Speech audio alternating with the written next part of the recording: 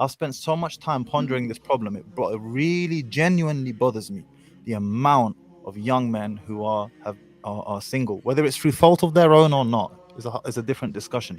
But it's just too many. It's just too many, and it's a big problem. And inevitably, we will have a rise in zina as a result of this. And I can see there's one comment here in the chat in response to what I was saying around about needs. And he says, "No food is a need. If you don't have food, you will die. If you don't do zina, you won't die." That is true. You won't die if you don't commit zina, but you're going to live in a world of pain. If I cut your arm off, you're not going to die so long as we, cauterize it or something. But you're going to be in a world of pain. It's not healthy. It is not healthy. Now, I would much prefer for all Muslim men in this utopian ideal that I'm about to speak of to have a good Muslim wife who takes care of him and la di da di da. But in the world of Instagram, the globalized village, okay, I watched a Jordan Peterson podcast with an economist, I forget his name, black gentleman, and they were discussing the Pareto Principle, 80-20. And he mentions in there that as technology advances, the Pareto Principle will become more and more distorted. It's no longer 80-20, it's something along the lines of 95-5. 5% of the workforce produce 95% of the productivity. And as technology advances, this will become more and more profound. Allow me to explain. Back in the day, the Andrew Tates of the world, the Dan Bilzerians of the world, 150 years ago, didn't have an internet connection, didn't have an aeroplane, and had a horse and cart. That meant that the Dan Bilzerians and Andrew Tates of 150 years ago would have access to all the women as far as a horse and cart could take them. No such thing, or maybe a ship, right? Even then, it's going to take you ages to travel. But then what happened with the advent of the aeroplane? Now that individual, that Dan Bilzerian, that Andrew Tate, was able to get on a plane and have access to an even more women. But then what happened with the advent of the internet? Instagram has now connected us all in this global village where all women are seeing these, big characters, I can't think of a better word for it, these bombastic characters, and desiring these individuals, which means now that Pareto Principle is no longer 80-20. The Andrew Tates and Dan Bilzerians of the world have access to around 95% of any women they want. And then the remaining 5% is left to everyone else to fight it out. What do we do?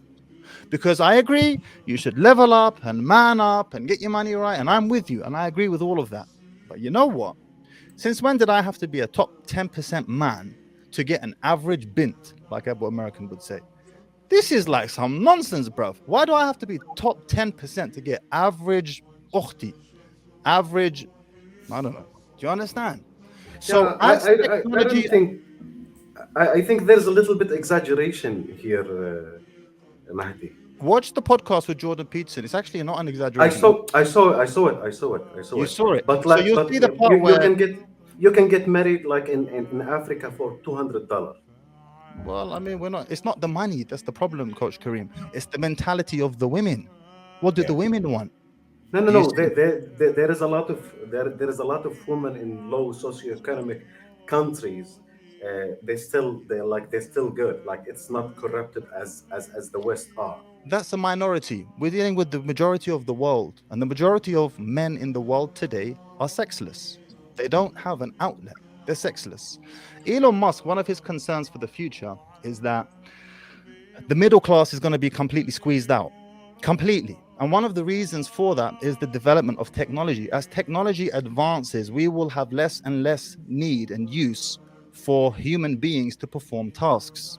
Okay, more and more productivity will be produced by less and less of the population, which means that the wealthy will become wealthier, and the poor will inevitably become poorer, because that's what technology does. Technology rewards the best with all the winnings.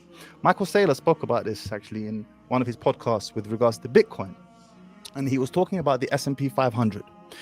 And he said, if you look at the S&P 500, which is the top 500 blue chip companies in America, he said, if you put your investment in all 500 companies, you would have made, give or take, 10% each year on year. Roughly, the S&P gives you a 10% return. But he said 5 of those companies, the FANG companies, Facebook, Apple, Amazon, Netflix, and Google, produced 85% of all profits. What was his point? His point was when you invest in all of the S&P 500, you are selling the winner to buy the loser. So as technology advances and we become more sophisticated, we reward more and more the winner exclusively. 150 years ago, if you wanted to listen to the opera, you would have had to get in your horse and car and travel to the opera. That means you can only travel so far, 50 miles maybe less even. That meant that more opera singers could make a living from singing the opera because there was not as much competition. Now you can buy the very best opera singer's CD in the world.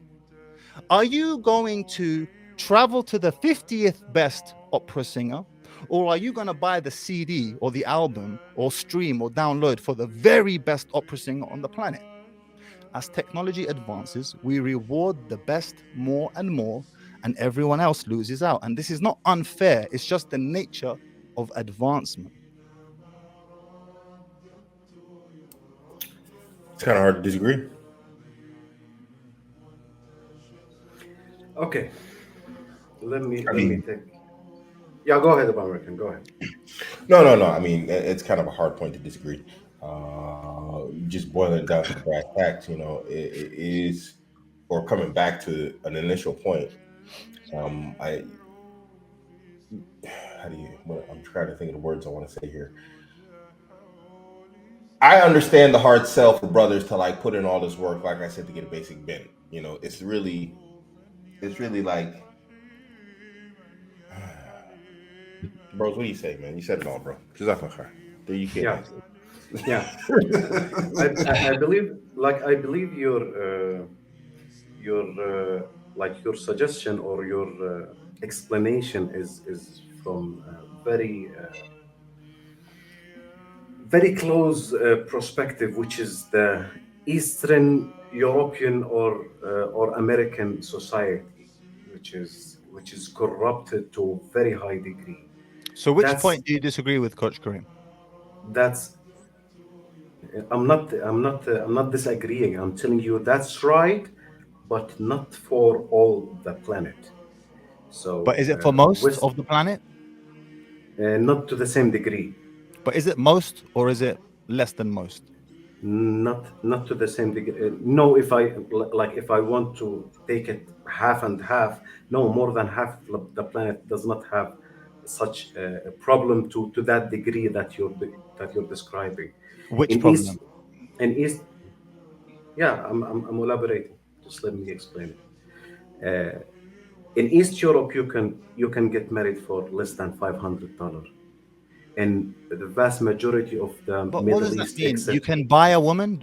How does this work? buy a woman, no, it's So then not what? buying. You can get married, like it will not cost you. I'm not saying to buy the woman No, but from how do you the. convince the woman to marry you in the first place? That's the issue here. Well, you can travel. You can travel. You can use your connection if you have connection in East European countries. You can go to Asia. There's Indonesia. There Right, is but this is my there is point. Malaysia. This is my Yeah, point, Coach Kareem, is that I understand these solutions, and they're fair. It's fair game. But my point is, the cost of marriage is not the issue here. You can get married for a lot less than that in the UK. Registry office doesn't cost that much.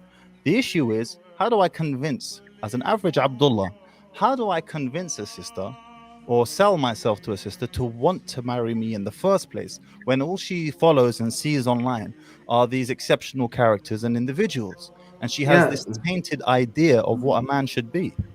There is a girls that they don't know what is online. And this is a minority of women. I'm No, dealing with it's the not. majority. Okay, it's not minority. Okay, let me break it down a little bit more and more. There's a lot of Muslim women from Asia, from Middle East, from Africa. Like, even if they are online, they are not following the content that you are referring to. You know, Maybe, so maybe.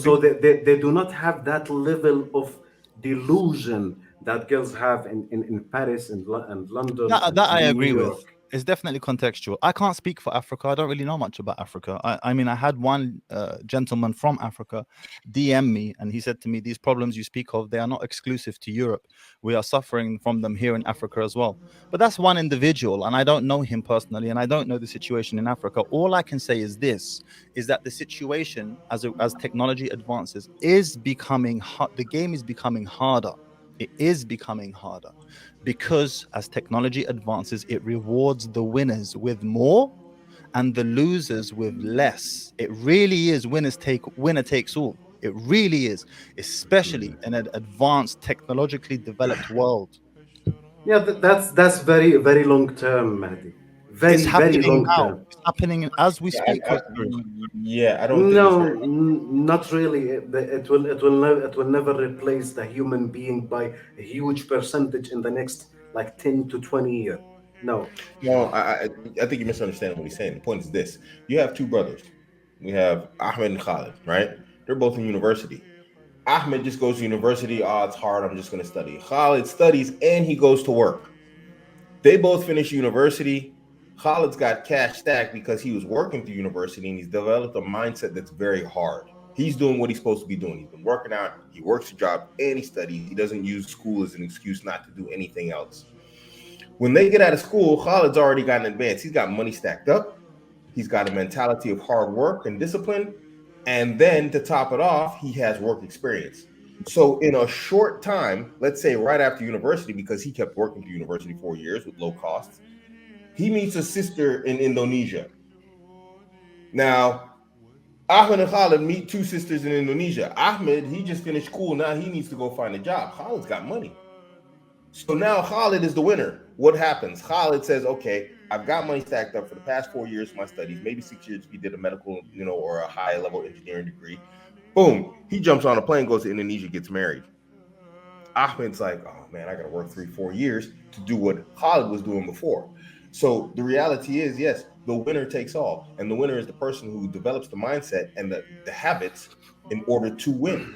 And technology has opened the door for him to actually go and find women who are pro cooperative in their attributes, as to where Ahmed's stuck in his local region Mm. and he's just in despair because all he's seeing is these angry vints that want 50,000 maher. Well, Khalid's like, yo, screw this. Guess what? I'm out. And Yeah. who wins? Yeah. Khalid. Khalid's now happy. He's got his girl. He's happy. Ahmed's like, And the interesting thing here with your analogy, Abu American, is that in the case of Khalid is the successful one, right? In your analogy here, yeah, in the case of Khalid now, it becomes success breeds more success. You ever heard the yes, saying the first million is the hardest to make? After that, the second, third, fourth is it's much easier. Why? indeed. Because literally at that point, money makes money. There is a truth to the saying that money makes money. It does at a certain level. Equally, once you have a wife or two, you got social proof. Women look at that and think, there must be something about that guy that's good to have. If two women have chosen him or three women have chosen him, I want to get on his team as well. So the winner is rewarded perpetually, whilst the loser is equally uh, not rewarded, the opposite of rewarded, in perpetu Punished. in per- yeah, Punished. punished in perpetuity as well. You see, and technology compounds that because now Khalid, who is the winner, is able to access sisters from all around the world instead of just in Mogadishu or in Berlin or in wherever he was, which was the case 150 years ago. That's what technology does. And it's not a bad thing. It's not a good thing. It just is. Yeah. Yeah. But that leads on to what Abu American is saying, which is because of this, whether men are cognizant of the reasons or not, a lot of men are checking out. What do we do? And a lot of these red pill stuff that we talk about, the red pill realities, initially it's like, wow, it's quite amazing to hear. But then after a while, particularly if you've learned all of this and maybe you're still single or whatever, you can start to become a bit resentful. You can start to borderline hate women. Like you become so upset with this situation. You have this knowledge and you still can't do anything with it. What do I do? Yeah, that's childish response. I believe that's a loser's response. Like when you learn the rules of the chess, and you look at people how they play it and how they win, but you keep complaining about how hard it is, and you keep shouting, and you start to resent the players, resent the game, resent the rules, you're just a fucking loser. Like if you're not doing anything about it, or with all the knowledge that you have, as AbuAmerican was saying, we give you the cheat code. Like do something. Do not keep Mm, complaining. Like I'll, that's I'll just, feminine trait. That's feminine trait to keep complaining, complaining, yes, complaining. the complaining, That's yeah. so feminine traits. No. But I'll give you a bit of pushback. There's another comment here. Why are we trying to save low value men, Mahdi? Red pill is for winners. There are no high value men if there are no low value men. I agree. There are no high value men if there are no low value men. But by definition, in order to be the proverbial high value man, you have to be top 10% in terms of your socioeconomic buying power. Bottom line, right? The individual who wrote that comment, I doubt you are top 10% man. I might be wrong, but I doubt that you are, which means you're low value by default. Now, that's okay if you're trying to do something about it, but I go back to my original point, which is I am all for personal development, becoming your best version, and on and on and on. I am with you. I am with that. But I am not for the remaining 90% of men to continue remaining single. Let's say you didn't make top 10%, you're top 20. Still top 20, right? But you're struggling to find a wife. That's not fair. Okay, it's not fair. Well, life's not fair. Okay, what's the solution, ya ikhwan? Because you know what's going to happen? We're going to have zina on the rampage, and our daughters getting mixed up with these brothers having casual sex. This requires a solution. Yeah. How do we help the remain? I'll give you another parable. Do you, gentle? I have a question to both Coach Kareem and AbuAmerican. So if you like that clip and you want to watch another one, click right here. And if you want to watch the entire podcast, click right here.